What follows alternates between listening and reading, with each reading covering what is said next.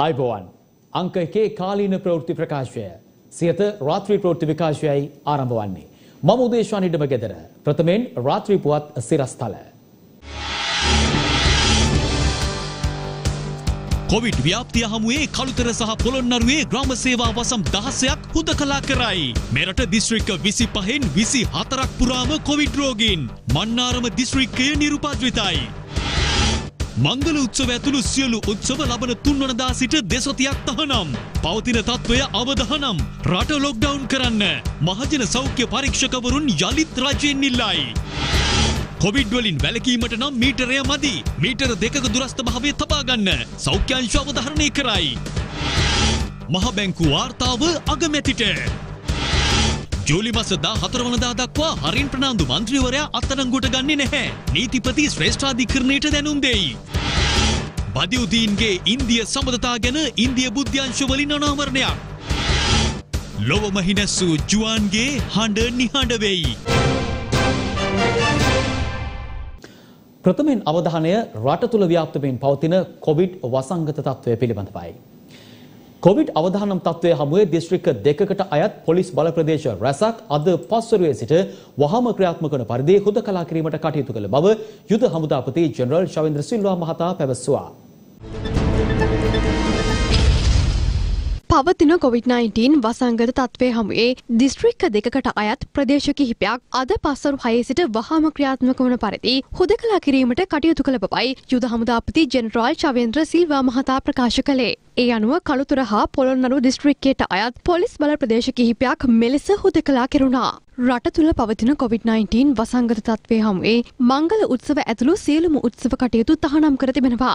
එළඹෙන සඳුදා දින සිට සති 2ක කාලයක් යනතුරු මෙලෙස උත්සව පැවැත්විය නොහැකි බවයි යුද හමුදාපති ජෙනරාල් ශවේන්ද්‍ර සිල්වා මහතා ප්‍රකාශ කළේ. මෙලෙස කොවිඩ් රෝගීන් දිනෙන් දින සීක්‍ර ලෙස වාර්තා වීම හමුවේ රට වසා දැමීම සිදු කළ යුතු බවයි මහජන සෞඛ්‍ය පරීක්ෂකවරුන්ගේ සංගමේ සභාපති උපුල් රෝහණ මහතා පවසන්නේ. පහුගිය දින 3කම 1000 ඉක්මවූ රෝගීන් වාර්තා වුණා. දැනට මේ බිමේ පවතින තත්ත්වය ඉතාම අවදානම්. අපි මේ වෙද්දි රෝගීන් විශාල වශයෙන් හමු වෙනවා. ඔවුන්ගේ මූලාශ්‍ර සොයා ගන්න බැරි අන්දමේ අනුපපුරු රාශියක් වාර්තා වෙනවා. රටේ පවතින තත්ත්වය අවබෝධ කරගෙන රෝගීන් සංඛ්‍යාව අඩු කිරීම සඳහා කඩිනමින් රට ලොක්ඩවුන් කරන්න එහෙම සංචරණ සීමා පනවලා රෝගීන් සංඛ්‍යාව අඩු කර ගැනීම සඳහා වැඩ කළ යුතුයි අපි. විශේෂයෙන්ම ශේෂ්ත්‍රයේ දැනට පවතින තත්ත්වය අනුව නිරෝධායන නීති දැඩිව ක්‍රියාත්මක කරන්න උත්සාහ දැරීමේදී අපිට නොයෙකුත් පාර්ශ්ව වලින් බලපෑම් එල්ල වෙනවා. සමාජයේ ඉන්න විධිමත් සහ විධිමත් නායකත්වයෙන් යම් ගැටලුකාරී තත්ත්ව නිර්මාණය වෙනවා. නොයෙකුත් නිලතල දරන්නන් ඒ වගේම යම් දේශපාලන අධිකාරී පුද්ගලයින් මෙවැනි තර්ජන එල්ල කරමින් ඉන්නවා. කෙසේ වෙතත් රටේ පවතින අවදානම් තේරුම් අරන් පොදු මහ ජනතාවගේ ජීවිත ආරක්ෂා කර ගැනීම සඳහා සියලු දෙනා සහයෝගය දෙන්න කියලා ඉල්ලා සිටිනවා. මේ අතර දැනට රට පුරා ව්‍යාප්ත වන COVID-19 තෙවන රැල්ල හේතුවෙන් කොවිඩ් ආසාදනය වී අසාධ්‍ය වන රෝගීන්ට හදිසි ප්‍රතිකාර සේවාවන් ලබා දීමට දැඩි සත්කාර ඇඳන් සංඛ්‍යාව ඉහළ නැංවීමට සෞඛ්‍ය අමාත්‍යාංශය පියවරගෙන තිබෙනවා.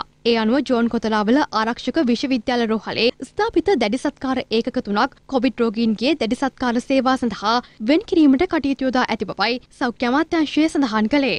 මෙම කටයුතු සොයා බැලීම සඳහා සෞඛ්‍ය අමාත්‍ය පවිත්‍රා වන්නිආරච්චි මහත්මිය ඊයේ රාත්‍රියේ ජෝන් කොතලාවල ආරක්ෂක විශ්වවිද්‍යාල රෝහලේ විශේෂ නිරීක්ෂණ චාරිකාවක නිරත වුණා. ඉන් අනතුරුව පැවති විශේෂ සාකච්ඡාවේදී මෙම දැඩි සත්කාර ඒකකයේ පවත්වාගෙන යාම සඳහා අවශ්‍ය වන විශේෂඥ වෛද්‍යවරු සහ වෛද්‍යවරුන් 30ක්, හෙදියන් 80ක්, කනිෂ්ඨ කාර්ය මණ්ඩලයේ සමාජිකින් 25ක් කඩිනමින් අනුයුක්ත කිරීමට කටයුතු කරන ලෙසත් කොවිඩ් ප්‍රතිකාර සේවාවන් ශක්තිමත් කිරීම සඳහා අවශ්‍ය වන වෛද්‍ය උපකරණ ඇතුළු ඖෂධ වර්ග කඩිනමින් ලබා දීමට කටයුතු කරන ලෙසත් සෞඛ්‍ය අමාත්‍යාංශයේ නිලධාරීන්ට සෞඛ්‍ය අමාත්‍යවරිය විසින් උපදෙස් ලබා දී තිබෙනවා. මේ අතර ඉන්දියාව තුළ සීක්‍රයෙන් පැතිර යන කොවිඩ් වෛරස් ව්‍යාප්තිය හේතුවෙන් ජාත්‍යන්තර මුහුදේදී ඉන්දිය දීවරීන් සමග සම්බන්ධතා පැවැත්වීමෙන් වළකින්නයි දීවර අමාත්‍ය ඩග්ලස් දේවානන්ද මහතා ලාංකික දීවරීන්ගෙන් ඉල්ලා සිටිනවා. ගෝලීය කොවිඩ් වෛරසය හමුවේ මේ වන විට ඉන් දැඩි බලපෑම් එල්ල වී ඇත්තේ අසල්වැසි ඉන්දියාවටයි. ඉන්දියාව තුළ අඛණ්ඩව 8 වැනි දිනටත් දෛනික කොවිඩ් රෝගීන්ගේ සංඛ්‍යාව ලක්ෂ 3 සීමාව ඉක්මවා ගොස් තිබෙනවා. ගත වූ පැය 24 තුළ එරටින් කොවිඩ් රෝගීන් 3,86,000කට අධික සංඛ්‍යාවක් වාර්තා වී ඇති අතර සිදුව ඇති මරණ සංඛ්‍යාව සටහන් වන්නේ 3,501ක් ලෙසයි. පවතින තත්ත්වය හැමේ රෝහල් රෝගීන්ගෙන් පිරී ගොස් ඇති අතර බොහෝ පුද්ගලයින්ට දිවි අහිමි වී ඇත්තේ නිසි ප්‍රතිකාර ලබා ගැනීමට නොහැකි වීම හේතුවෙන්. මේ අතර කොවිඩ් වෛරසය ආසාදනය වී සුවය ලැබූ පුද්ගලයින්ට රුධිරය කැටිගැසීමේ අවධානමක් පවතින බවට සිංගප්පූරු විශේෂඥයින් පිරිසක් විසින් සිදු කළ අධ්‍යයනයකදී හෙළිවී තිබෙනවා. ඒ හරහා ස්නායු පද්ධතියට හානිවීමේ අවධානමක් පවතින අතර මේ සීමිත පිරිසක් යොදා ගනිමින් සිදු කළ අධ්‍යයනයක් බවයි විදෙස් මාධ්‍ය වාර්තා කළේ. රටේ පවතින අවදානම් තත්ත්වය පිළිබඳව නිවැරදිව ජනතාව දැනුවත් කර COVID-19 උවදුර පාලනය කිරීම සඳහා ජනතාවගේ සහාය ලබාගත යුතු බව රජයේ වෛද්‍ය නිලධාරීන්ගේ සංගමේ ලේකම් වෛද්‍ය සෙනල් ප්‍රනන්දු මහතා පවසනවා. ඒ කොළඹදී පැවති මාධ්‍ය හමුවකදී ඊශ්‍රායලය වැනි රටවල් මේ පාලනයේදී ගත් උපාය මාර්ගයක් තමයි එන්නත්කරණය ප්‍රමාණය වැඩි කර ගැනීම. ලංකාව ගත්තොත් ඉතාමත් පහළ මට්ටමක තමයි එන්නත්කරණයේ සාර්ථකත්වයේ තියෙන්නේ. තවත් සමහර රටවල් පරීක්ෂණධාරිතාව වැඩි කරගෙන ජනතාවගේ සහයෝගය තමයි වැඩි කරගත්තේ. නවසීලන්තය වගේ රටවල් සිද්ධ කරේ ඔවුන්ගේ පරීක්ෂණධාරිතාව වැඩි කරගෙන පාලනයට අවශ්‍ය තීන්දුව తీරන ගැනීම. ප්‍රධානම වශයෙන් මහජනතාවගේ සහයෝගය කියන දේ නැති වුණොත් මේ පාලනය කර ගැනීමට හැකියාවක් මේ සඳහා තියෙන නිරෝධායන නීති දැඩිව ක්‍රියාත්මක කරලා ඒ සඳහා මහජනතාවගේ සහයෝගය ලබා ගැනීම තහවුරු කරන්න. එහෙමත් නැත්නම් මහජනතාවට නිවැරදිව මේ තියෙන අවදානම තේරුම් කරලා දීලා මහජනතාවගේ සහයෝගය අපි ලබා ගැනීම අවශ්‍යයි. රෝගීන් හඳුනා ගැනීමේ ක්‍රියාවලිය ශක්තිමත් කිරීම තුළින් අපිට තියෙන සැබෑ තත්ත්වය හඳුනා ගන්න පුළුවන් වෙනවා. ගෙදර පොසිටිව් වෙලා ඉන්න රෝගීන්ට රෝහලක ඇඳක් සොයා ගැනීමේ අපහසුතාවයක් තියෙනවා. සෞඛ්‍යකාර්ය මණ්ඩලය රෝගීන් ඉතිරලා ගිහින් නිසා මේ වෙලාවේ විඩාවටපත් වෙමින් ඉන්නවා. මෙහි අවදානමක් නැහැ කියලා හැඟුණාම තමයි මහජනතාව සතියන්තයේ ට්‍රිප් යන්නේ. මහජනතාව සතියන්තයේ ට්‍රිප් යන එක බලක්ව ගන්න ඕන නම් ඒක රාශි වීම මාත්ත ගන්න ඕන නම් මහජනතාවට මේ පිළිබඳ නිවැරදිව කියන්න ඕන. පහුගිය කාලේ මේ ගැන කතා කරනකොට ඒවට ඉඩක් තිබුණේ. දැනුවත් කිරීම අවම වෙලා තිබුණා. අද වෙනකොට ආයතන ගණිත නිරෝධායනයේ පසකලා අපි ගෙවල් වල නිරෝධායනය කරද්දී අපිට බැරි වෙලා තියෙනවා ආයතනගතව මේ රෝගීන් ටික පවත්වාගෙන යන්න. මේ ප්‍රමාණ කාලයක් සෞඛ්‍ය අමාත්‍යාංශයෙන් පෙන්නපු සමහර දත්ත සත්‍ය තොරතුරු නෙවෙයි කියලා අපිට අනාවර වෙලා තියෙනවා. මේ රටේ සංචාරකයෝ වෙනකොට නිරෝධායන කරන වැඩපිළිවෙලක් තිබුණා. මේ වැඩපිළිවෙල යම් පිරිසක් පාවිච්චි කරලා තියෙනවා මේ රට නිරෝධායන මධ්‍යස්ථානයක් කරන්න. සෞඛ්‍ය සේවා අධ්‍යක්ෂ ජනරාලවරයා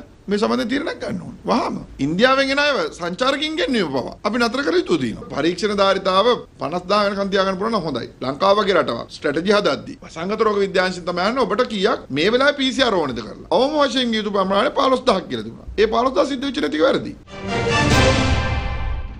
දන්නා ලෝකයේ නොදන්නා තොරතුරු සොයා යන Do You Know විශේෂාංගය අප මේ වන විට වෙන් කර තිබෙන්නේ COVID-19 රෝගී තත්ත්වය පිළිබඳව ඔබව දැනුවත් කිරීම සඳහා. දැන් Do You Know.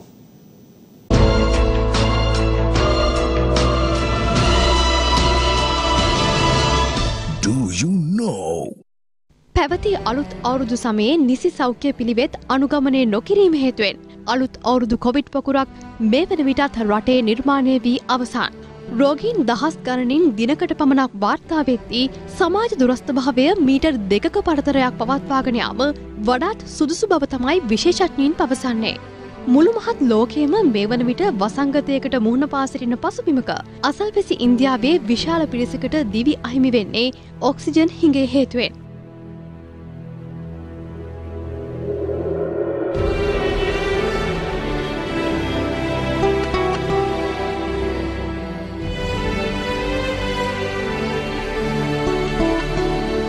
මේ වන විට ශ්‍රී ලංකාවට ඔක්සිජන් හිඟයක අවධානමක් නොමැති වුවත් මේ වෛරසය ආසාදනය වී හුස්ම ගැනීමේ අපහසුතා ඇති තත්ත්වයකට පත්වන්නේ ඇයි? උගුරේ ඇතිවන ආසාදනය ස්වසන පද්ධතියට ගොස් පෙනහළට බලපෑම් කිරීමෙන් පසුවයි නියුමෝනියා තත්ත්වයක් ඇතිවන්නේ. පෙනහල්ල කියන්නේ මිනිස් ශරීරයේ තියෙන ඊටාම සියුම් පටලයක්. රුධිරයට වාතයේ තියෙන ඔක්සිජන් උරාගන්නේ පෙනහල්ලෙන්. අපේ පෙනහැල්ල ආසාදනය වෙලා හානි වුණොත් රුධිරයට ඔක්සිජන් උරා ගැනීමේ හැකියාවක් නැහැ. ඒ හේතුවෙන් තමයි කොවිඩ් වෛරසය ආසාදනය වූ විට හුස්ම ගැනීමේ අපහසුතා ඇතිවන්නේ. වටපිටාවේ තියෙන ඔක්සිජන් වලට වඩා වැඩි ඔක්සිජන් ප්‍රතිශතයක් දීලා හොඳට තියෙන ප්‍රදේශවලින් වැඩියෙන් ඔක්සිජන් උරා ගැනීම සලස්වනවා මුල හරියේදී රෝගියාගේ රෝග තත්ත්වය. ඒතකොට සමහර රෝගීන් ඉන්නවා ඒක රෝගය වැඩි වෙනකොට මුල අවස්ථාවේදී ඒගොල්ලෝ වාට්ටුවේ ඉන්නේ. එහෙම නැත්නම් අපි හයි ඩිපෙන්ඩන්සි යුනිට් කියනවා. නමුත් අපිට ඒගොල්ලන්ට දෙන්න ඕනේ වැඩිපුර ඔක්සිජන් ප්‍රමාණයක් වැඩි ප්‍රතිශතයක් සහිත ඔක්සිජන් ප්‍රමාණයක් විතරයි. නමුත් තවත් රෝගිය තීව්‍ර වෙනකොට මේගොල්ලන්ට හුස්ම ගැනීමේ සම්පූර්ණ අපහසුතාවයක් වෙනවා. ඒ වෙලාවට මේගොල්ලන්ගේ හුස්ම ගැනීමට අපිට මැෂින් එකකින් ඔක්සිජන් දෙන්න අවශ්‍ය වෙනවා. මොකද තවදුරටත් අපිට මේක හුස්ම ගැනීම අපේ පරිපාලනයට අපේ පාලනයට ගන්නට වෙනවා. ඉතින් ඒ අවස්ථාව තවත් අසාධ්‍ය අවස්ථාවක් විදිහට තමයි යන්නේ. නීතිපති දෙපාර්තමේන්තුවේ නව කාර්යාල ගොඩනැගිලි සංකීර්ණය විවෘත කිරීමේ අවස්ථාවට අද අග්‍රාමාත්‍ය මහින්ද රාජපක්ෂ මහතා සහභාගී වුණා. රුපියල් මිලියන 1480ක වියදමෙන් ඉදි කළ මෙම ගොඩනැගිලි සංකීර්ණය ශ්‍රමණාගාරයක් ආපන ශාලාවක් සහ රථගාලක් ඇතුළු මහල් 12කින් සමන්විතයි.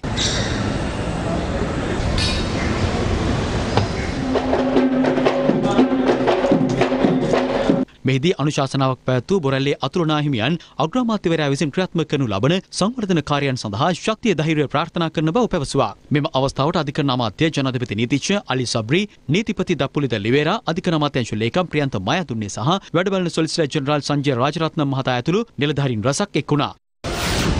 ශ්‍රී ලංකා මහ බැංකුවේ 71 වන වාර්ෂික වාර්තාව මහ බැංකුව අධිපති දේශමාන්‍ය මහාචාර්ය WD ලක්ෂ්මන් මහතා විසින් අද දින අරලියගහ මන්දිරයේදී අග්‍රාමාත්‍ය මහින්ද රාජපක්ෂ මහතාට පිළිගන්වනු ලැබුවා. 2020 වර්ෂයේ ශ්‍රී ලංකාව විවිධ අභියෝග හමුවේ ලබාගත් ආර්ථික ප්‍රගතිය වාර්තාවේ ඇතුළත් වන අතර ඉදිරි කාලය සඳහා රාජ්‍ය ප්‍රතිපත්ති රාමුව තුළ ශ්‍රී ලංකා ආර්ථිකයේ ගමන් මඟ පිළිබඳව පුරෝකථනයක්ද මෙම වාර්තාවට ඇතුළත්. මෙම අවස්ථාවට අමාත්‍යවරුන්, අමාත්‍යාංශ ලේකම්වරුන් සහ මහ බැංකුවේ ඉහළ පෙළේ නිලධාරීන් එක්ව සිටියා. සමගි ජනබලවේගයේ පාර්ලිමේන්තු මන්ත්‍රී හරින් ප්‍රනාන්දු මහතා ජූලි මාස 14 වනදා තෙක් අත්අඩංගුවට ගැනීමක් සිදු නොකරන බව නීතිපතිවරයා ශ්‍රේෂ්ඨාධිකරණයට දැනුම් දී තිබෙනවා. අදාළ මූලික අයිතිවාසිකම් පෙත්සම අද ශ්‍රේෂ්ඨාධිකරණයේ හමුවේ කැඳවනු ලැබුව අවස්ථාවේදී නීතිපතිවරයා වෙනුවෙන් පෙනී සිටි අතිරේක සොලිසිටර් ජෙනරාල් ජනාධිපති නීතිඥ ප්‍රියන්ත නාවාන මහතා අධිකරණයට දැනුම් දුන්නේ පාස්කු ඉරිදින ත්‍රස්ත ප්‍රහාරය සම්බන්ධයෙන් සමගි ජනබලවේග පක්ෂයේ පාර්ලිමේන්තු මන්ත්‍රී හරින් ප්‍රනාන්දු මහතා ජූලි මාස 14 වනදා තෙක් අත්අඩංගුවට ගැනීමක් නොකරන බවට නීතිපතිවරයා දැනුම් දී ඇති බවයි. එස්තුරේ රාජා කුමුදිරි වික්‍රමසිංහ සහ මහින්ද සමයවර්ධන යන මහත්ම මහත්මීන්ගෙන් සමන්විත ත්‍රිපුද්ගල ශ්‍රේෂ්ඨාධිකරණ විනිසුරු මණ්ඩලයක් ඉදිරියේ මෙම පෙත්සම කැඳවා තිබුණා. මෙම අවස්ථාවේදී නීතිපතිවරයා වෙනුවෙන් පෙනී සිටි අතිරේක සොලිසිටර් ජෙනරාල් ප්‍රියන්ත නාවාන මහතා අධිකරණයේ හමුවේ කරුණු දක්වමින් පාස්කු ඉරිදින ත්‍රස්ත ප්‍රහාර සිද්ධිය සම්බන්ධයෙන් හරින් ප්‍රනාන්දු මහතා අත්අඩංගුවට ගැනීමේ අත්‍යසන්න තත්ත්වයක් උද්ගත වී නොමැති බව පැවසුවා. කෙසේ වෙතත් විමර්ශන කටයුතු සඳහා හරින් ප්‍රනාන්දු මහතාගේ ප්‍රකාශයක් සටහන් කර ගැනීමට අපරාධ පරීක්ෂණ දෙපාර්තමේන්තුවට අවශ්‍ය වී තිබෙන බව සඳහන් කළ අතිරේක සොලිසිටර් ජෙනරාල්වරයා එම ප්‍රකාශය සටහන් කර ගැනීමෙන් පසුව විමර්ශන ගොනු පොලිසිය විසින් නීතිපතිවරයා වෙත යොමු කරනු ඇති බවයි සඳහන් කළේ. එම විමර්ශන ගොනු ලැබීමෙන් පසුව ඒවා අධ්‍යයනය කර පෙත්සම්කරු සම්බන්ධයෙන් ගනු ලබන ඉදිරි පියවර නීතිපතිවරයා විසින් තීරණය කරනු ඇතැයිද අතිරේක සොලිසිටර් ජෙනරාල්වරයා දැනුම් දුන්නා. තමන් අත්අඩංගුවට ගැනීමෙන් පසුව ත්‍රස්තවාදයේ වැළැක්වීමේ පනත යටතේ රැඳවුම් නියෝගයක් නිකුත් කිරීම වැළැක්වීමේ අතුරු නියෝගයක් නිකුත් කරන ලෙසද හරින් ප්‍රනාන්දු මහතා සිය පෙත්සමෙන් ඉල්ලා තිබුණා. එවැනි නියෝගයක් නිකුත් කිරීම සම්බන්ධයෙන් තමන් තරයේ විරුද්ධ වන බව සඳහන් කළ අතිරේක සොලිසිටර් ජෙනරාල්වරයා මෙම අවස්ථාවේ අත්අඩංගුවට ගැනීමක් සම්බන්ධයෙන් ප්‍රශ්නයක් මතු නොවන බැවින් රැඳවුම් නියෝගයක් සම්බන්ධයෙන්ද ගැටලුවක් මතු නොවන බවයි අතිරේක සොලිසිටර් ජෙනරාල්වරයා පෙන්වා දුන්නේ. මෙහිදී පෙත්සම්කාර හරින් ප්‍රනාන්දු මහතා වෙනුවෙන් පෙනී සිටි ජනාධිපති නීතිඥ රොමේෂ් ද සිල්වා මහතා අධිකරණයේ හමුවේ කරුණු දක්වමින් තම සේවාදායකයා මෙම පෙත්සම සලකා බලන තුරු අත්අඩංගුවට ගැනීමක් සිදු නොකරන බවට නීතිපතිවරයා විසින් ප්‍රතිචාවක් ලබා දෙන බැවින් එම පෙත්සම සලකා බැලීම සඳහා දිනයක් ලබා දෙන ලෙස ඉල්ලා සිටියා. ඒ අනුව පෙත්සම සලකා බැලීම ජූලි මාස 14 වනදා දක්වා කල් තැබුවා. මෙම පෙත්සමේ වගඋත්තරකරුවන් ලෙස අපරාධ පරීක්ෂණ දෙපාර්තමේන්තුවේ අධ්‍යක්ෂවරයා, පොලිස්පතිවරයා, මහජන ආරක්ෂක අමාත්‍ය සරත් වීරසේකර මහතා නීතිපතිවරයා නම් කර තිබෙනවා.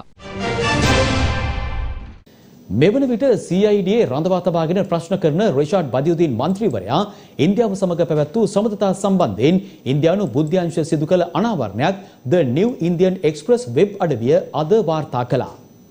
පාස්කු ප්‍රහාරයට අදාළව පසුගියදා අත්අඩංගුවටගත් පාර්ලිමේන්තු මන්ත්‍රී රිෂාඩ් බදියුදීන් මහතා සම්බන්ධයෙන් The New Indian Express පුවත් සේවය ලිපියක් පළ කර තිබෙනවා. එම ලිපියේ දැක්වෙන්නේ ඉන්දිය ආරක්ෂක අංශ විසින් දැනට අපරාධ පරීක්ෂණ දෙපාර්තමේන්තු භාරයේ පසුවන රිෂාඩ් බදියුදීන් මහතා සම්බන්ධයෙන් මෙවන විට විමර්ශනයක් ආරම්භ කර ඇති බවයි. 2009 වසරේදී රිෂාඩ් බදියුදීන් මන්ත්‍රීවරයා ඉන්දියාවේ කේරළ කසරෝඩි ප්‍රදේශයේ සංචාරය කර ආගමික නායකයින් කිහිප දෙනෙකු සමග ළඟින් සම්බන්ධතා පවත්වා පලා ඇතැයි ඉන්දිය බුද්ධ්‍යංශ තොරතුරු තහවුරු කරගෙන ඇති බව එම පුවත්පත පළ කර තිබෙනවා. එමෙන්ම 2013 වසරේදී බදියුදීන් මන්ත්‍රීවරයා කර්මාන්ත සහ වාණිජ කටයුතු අමාත්‍යවරයාව සිටි අවධියේදී චෙන්නයි හි සංචාරය කර එම අදාළ ආගමික නායකින් සමග සම්බන්ධතා ගොඩනගාගෙන ඇති බව එම පුවත්පත් වාර්තාවේ වැඩිදුරටත් පළවනවා. එමෙන්ම රිෂාඩ් බදියුදීන් මන්ත්‍රීවරයාගේ පියා කසරෝඩි පඩ්නාහි පදිංචිකරුවෙකු වන අතර බදියුදීන් මහතා එම ප්‍රදේශයේ පුද්ගලයන් කිහිප දෙනෙකු සමගද සම්බන්ධතා පවත්වා ඇති බවට එම පුවත්පත් වාර්තාවේ දැක්වෙනවා.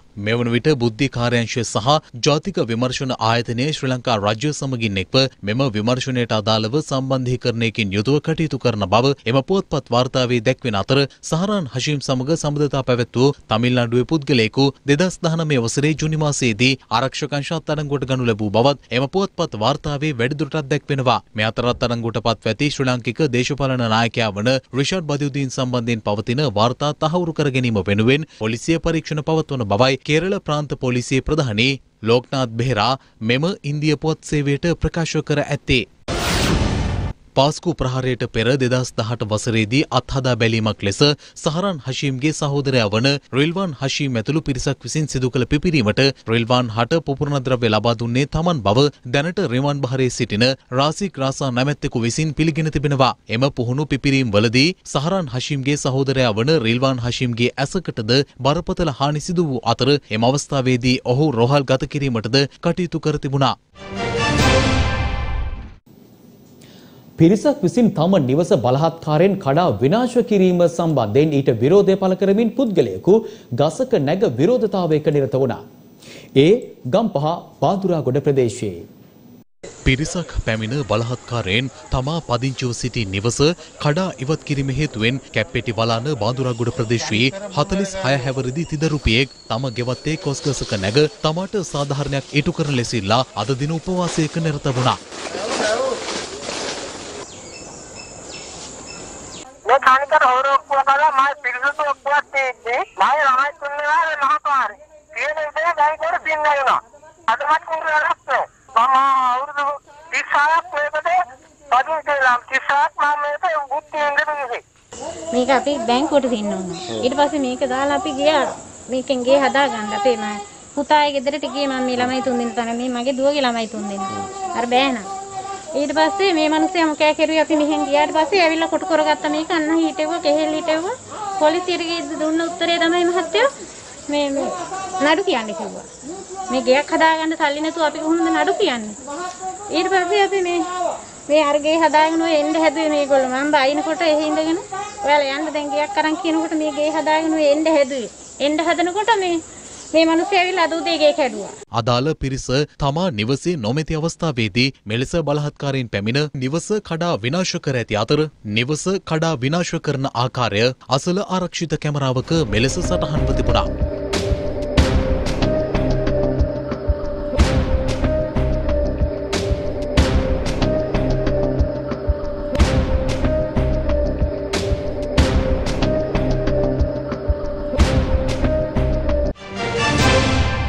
රටේ පවතින කොවිඩ් අවධානම හේතුවෙන් පාර්ලිමේන්තුව එළඹෙන සතියේ දින 2ක් පමණක් රැස්වීමට පාර්ලිමේන්තු කටයුතු පිළිබඳ කාරක සභාව අද තීරණය කළා.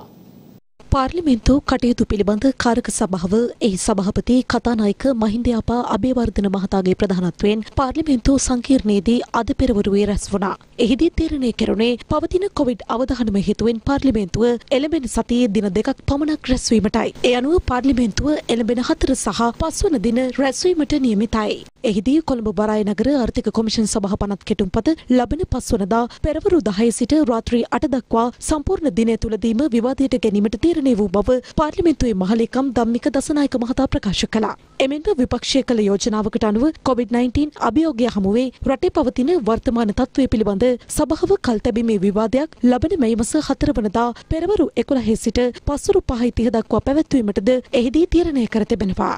මැයි මාස 4 වනදා පෙරවරු 10 සිට පෙරවරු 11 දක්වා කාලය තුලදී ශ්‍රී ලංකා අපනයන සංවර්ධන පනත යටතේ වන නියෝගයක්ද සුරපදු ආඥා පනත යටතේ වන නිවේදන 4ක් වැඩපතු සම්බන්ධ පනත් කෙටුම්පත සහ දේශීය ආදායම් බදු පනත් කෙටුම්පත සම්මත කර ගැනීමටද පක්ෂ නායකයින් එකඟ වී තිබෙනවා. මේ අතර ඉදිරියේදී පැවැත්වීමට නියමිත පාර්ලිමේන්තු විවාද සඳහා පාර්ලිමේන්තු මන්ත්‍රී රිෂඩ් බදුදීන් මහතාට සහභාගී වීමට අවස්ථාව ලබා දෙන ලෙසද පාර්ලිමේන්තු මන්ත්‍රී ලක්ෂ්මන් කිරියල්ල මහතා ඉල්ලීමක් කර තිබුණා. ඒ සඳහා කතානායකවරයා සිය එකගත්වය පළ කර ඇති බවයි වාර්තා වුණේ.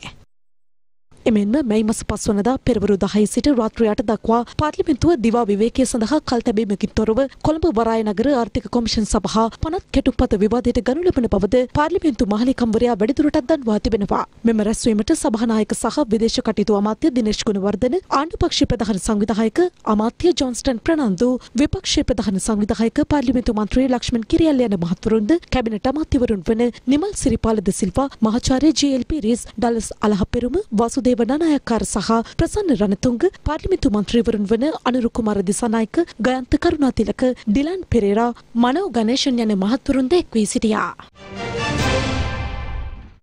කම්කරුවන්ගේ අයිතිවාසිකම් වෙනුවෙන් සෑම විටම ශ්‍රී ලංකා නිදහස් පක්ෂය පෙනී සිටින බව එම පක්ෂයේ සභාපති හිටපු ජනාධිපති මෛත්‍රීපාල සිරිසේන මහතා පවසනවා. ඒ කොළඹදී මාධ්‍ය හමුවකට එක් වෙමින් අපේ අධිෂ්ඨානය රට වෙනුවෙන් ප්‍රධාන ලෙසම රටේ නිෂ්පාදන ආර්ථිකය ශක්තිමත් කිරීමට, ඵලදායීතාවය වැඩි කිරීමට අපි සියලු අංශවල සහයෝගය වඩා ලබා ගැනීමයි. රජයක් විදියට මම හිතන්නේ මමත් මේ රටේ දේශපාලනයේ දීර්ඝ කාලයක් සිටපු කෙනෙක් විදියට කියන්නට ඕන කිසිම රජයක් පසුබට වෙන්නේ නැහැ යම්කිසි දෙයක් ජනතාව වෙනුවෙන් වැඩ කරන පන්ති වෙනුවෙන් දීමට Tamanට සුදුසු පහසු ආර්ථිකයක් තිබෙනවා. නමුත් සෑම රජයකටම ඇතිවන ප්‍රශ්නේ තමයි ඒ ඇතිවන ආර්ථික තත්ත්වයන් මත බොහෝ වෙලාවට ඉල්ලීම් ඉෂ්ට කරන්නට නොලැබීම. ඒ නිසා අපි මූලික ලෙසම අපේ ආර්ථිකය ගොඩනගාගෙන වර්ධනය වුවහොත් මම හිතන්නේ බොහෝ වෙලාවට අපේ වැඩ කරන ජනතාවටත් ඒ අයිතිවාසිකම් සහ වරප්‍රසාද දෙන්න පුළුවන්කම ලැබෙනවා. විශේෂයෙන්ම රුපියල් 10 වැටුප ලබා දීම. මේ දරුවා මගේ අතට දාලා ගියා ඔක්කොම. මට තනියම මේ කාරණය ඉෂ්ට කරන්න සිදු වුණා. අදත් මම ඊයේ මුළු දවසත් නීතිඥවරුන් සමග හාම්පුතුන් විසින් අභියාචන අධිකරණයේ ඉදිරිපත් කරන ලද නඩුවට උත්තර ලියලා තමයි හිටියේ මුළු දවස. කෙසේ හෝ මම වට්ටියෙන් හරි පෙට්ටියෙන් හරි මේක දෙන්න ඕන කියලා මම පරිපාලක සභාවල් මගින් මේ රුපියල් 10 දීමනාව දුන්නා. තව කල යුතුව තියෙනවා වයස අවුරුදු 60 දක්වා විශ්‍රාම වයස දීර්ඝ කිරීමේ කැබිනට් අනුමැතියත් අපි දැන් ලබා ගැනීමට සඳහා අවශ්‍ය කටයුතු සියල්ල කරලා තියෙනවා. ත්‍රස්තවාදය අවසන් කළ පළමු රට මෙන්ම රසායනික පොහොර ආනයනය නවතා කාබනික පොහොර මගින් කෘෂිකර්මාන්තය නගා සිටුවන එකම රට බවට ඉදිරියේදී ශ්‍රී ලංකාව පත්වන බව අමාත්‍ය මහින්දානන්ද අලුත්ගමගේ මහතා පවසනවා. ඒ කොළඹදී මාධ්‍ය හමුවකට එක් වෙමින් ඊළඟ මහකන්නෙත් ගොවියන්ට පොහොර පිළිබඳ අනිසි බියක් ඇති කළගත යුතු නැහැ. කෘෂිකර්ම අමාත්‍යාංශයේ හැටියට රජයක් හැටියට රටේ ජාතික ආර්ථිකයට බිලියන 821ක් දායාද වෙන මේ ශ්‍රේෂ්ඨත් එක්ක විහිළුවකට සැලකිල්ලකට නොගෙන ඉන්නව නෙවෙයි අපි. අපි රසායනික පොහොර ආනයනය කරන්නෙත් නැහැ. ගොවියට පොහොර හිඟයක් ඇති වෙන්න දෙන්නෙත් නැහැ කියන සහතිකය අපි මේ රටේ ගොවි ජනතාවට ලබා දෙනවා. අතිගරු ජනාධිපතිතුමා මේ තීරණයට යන්නේ අද ඊයේ නෙවෙයි. සෞභාග්‍ය දැක්මේතුමා පැහැදිලිව සඳහන් කරලා තියෙනවා වස විසින් තොර ආහාර කාබනික පොහොර නිෂ්පාදනය රසායනික පොහොර ආනයනය භාවිතය අවම කිරීම මේ සියල්ල එතුමා පැහැදිලිව සඳහන් කරලා තියෙනවා. ත්‍රස්තවාදය අවසන් කරපු පළවෙනි රට වගේම රසායනික පොහොර ආනයනය නවත්තපු කාබනිකෙන් කෘෂිකර්මාන්තය දියුණු කරපු එකම රට බවට පත් වෙනවා මේ ඉලක්කය කරා අපි යාම තුලින්. වස විස දාලා කොමිස් අරගෙන මේ මාෆියාවට යට වෙලා ඉඳපු කාලෙන් අපි මිදිලා අපි මේ රටේ උපදින්න ඉන්න දරුවන්ගේ සෞඛ්‍ය ගැන හිතලා මේ තීන්දුවට අපි යන්න ඕනේ. කෘෂි රසායනික ද්‍රව්‍ය හා පොහොර නොමැතිව කෘෂි භෝග වගා කිරීමට නොහැකි බව හිටපු ආණ්ඩුකාර හේමකුමාර නානායක්කාර මහතා පවසනවා. ඒ අද කොළඹදී මාධ්‍ය හමුවක් පවත්වමින් කෘෂි රසායනික ද්‍රව්‍ය නොමැතිව පුළුවන්ද අද වර්තමානයේ වගා කරන වී එළවලු පළතුරු වගා කරන්න පුළුවන්ද කියන එක ජනාධිපතිතුමා නොදන්නවා වෙන්නට ඇති. කිසියම් විදියකින් ආණ්ඩුව ගත්තා වූ මේ අමනෝග්ජ මරිමෝඩ තීරණේ තමන්ගේ ආත්මාභිමානය රැක ගැනීම උදෙසා දිගින් දිගටම රැඳී ඉන්නට උත්සාහ කරෝතින් මේ රට තුලට ඉන්දියාවෙන් කෘෂි රසායනික පොහොර කෘෂි රසායනික ද්‍රව්‍ය හොරපාරේ එන්න පටන් ගන්නවා. අපි දන්නවා ඉන්දියාවෙන් හොරපාරේ කෘෂි රසායනික ද්‍රව්‍ය කෘෂි පොහොර මේ රටට එන්නට පටන් ගත්තොත් යම් කිසි විදියකින් අපේ රට මහා අවුල් ජාලයකට පත් වෙනවා. කොවිඩ් වලින් බැට කාලා පරිපාලනයේ දුර්වලතා වලින් බැට කාලා ආහාර හිඟයකිනුත් මේ රට බැට ගන්න පටන් ගත්තොත් මොකද වෙන්නේ? රටවටා පුවත් කිහිපයක් දැන්. උද්ගත වී ඇති COVID-19 ව්‍යාප්තිය හමුවේ සෞඛ්‍ය බලධාරීන්ගේ උපදෙස් පරිදි දෛනික කාර්යාලීය සේවක සංඛ්‍යාව අවමය දක්වා සීමා කර තිබුණද ජනාධිපති කාර්යාලයෙන් මහජනතාවට සැපයන සේවා අඛණ්ඩව පවත්වාගෙන යාමට ජනාධිපති කාර්යාලය පියවරගෙන තිබෙනවා. ඒ අනුව ඉදිරි සති දෙකක කාලයේදී ජනාධිපති කාර්යාලයේ මහජන සම්බන්ධතා අංශය, ඔම්බුඩ්ස්මන් කාර්යාලය සහ ජනාධිපති අරමුදල සමග සම්බන්ධ වීම සඳහා දුරකථන අංක සහ ෆැක්ස් අංක හඳුන්වා දී තිබෙනවා. වැලිමඩ සිල්මියාපුර ප්‍රදේශයේ අතුරු මාර්ගයක ගමන්ගත් ත්‍රිරොද රථයක් මාර්ගයෙන් ඉවතට පැන අඩි 400ක පමණ ප්‍රපාතයකට පෙරලීමෙන් සිදු වූ අනතුරකින් එහි ගමන්ගත් පුද්ගලයන් සිව් දෙනෙකු තුවාල ලබා රෝහල්ගත කර තිබෙනවා. ත්‍රිරොද රථයේ ඇති වූ කාර්මික දෝෂයක් හේතුවෙන් මෙම අනතුර සිදුවන්නට ඇති බවයි පොලිසිය සිදු කළ මූලික විමර්ශනවලදී අනාවරණය වී ඇත්තේ. දෙහියෝවිට අටලුගම ප්‍රදේශයේදී ගෙලපැඳි රන් මාලයක් කඩාගත් පුද්ගලයෙකු ප්‍රදේශවාසීන් විසින් අල්ලා පොලිස් නිලධාරීන්ට බාර දෙන තෙක් විදුලි කණුවක ගැටගසා ඇති ආකාරය අසල තිබූ ආරක්ෂිත කැමරාවක මෙලෙස සටහන් වී තිබුණා. එම පුවතත් සමග අප ඔබෙන් සමුගන්නවා රාත්‍රී ප්‍රවෘත්ති විකාශයෙන්. අප යළිත් හමුවන්නේ හෙට උදෑසන 6ට අපගේ උදෑසන ප්‍රවෘත්ති විකාශයෙන්. ඔබට සුවබර රාත්‍රියක්. දිනපතා අලුත් වීඩියෝ සහ ප්‍රවෘත්ති නැරඹීමට ඉහත බටන් එක ක්ලික් කර සියත TV සබ්ස්ක්‍රයිබ් කරන්න.